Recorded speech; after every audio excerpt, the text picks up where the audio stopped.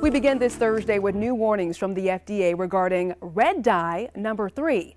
Now, this comes after 3 decades after the dye was banned from certain cosmetic products. Tonight, News 19's Shelly Garzone speaking with a dietitian about how today's ban impacts your family.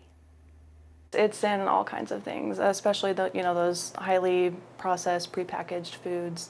I would say if you're eating kind of the standard American diet, you probably are getting a good amount. Dietitian Hannah Hockley from the Medical University of South Carolina tells me red dye number 3 can be found in items on your everyday grocery list. Red dye 3 is a synthetic additive that they put in food to give it that nice bright red color. There's no nutrition to it, it's just put in there to give it that nice color. The food dye can be found in lots of products in grocery stores, including candies, frosting, milk products, and medication.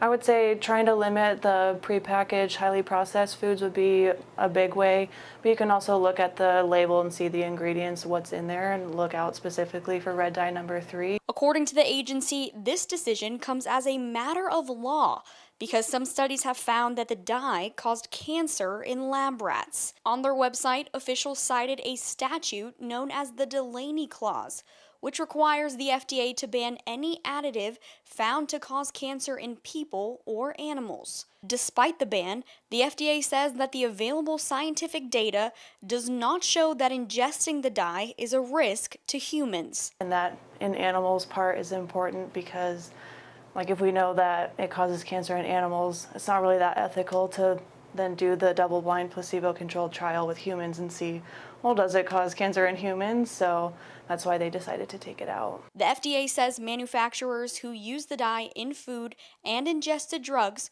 will have until January 15th of 2027 or January 18th of 2028 to remove it from their products. While no studies have been done to see the impact on humans, dietitians recommend finding replacements for foods with the dye. Just know that it's in there and kind of have in the back of your mind maybe how much you're eating, trying to be more mindful, what am I eating? Is there something that I can replace it with? If I'm looking for something sweet, maybe trading that out for something else, or at the very least, something that doesn't have that red dye in it. Shelly Garzone, News 19, WLTX.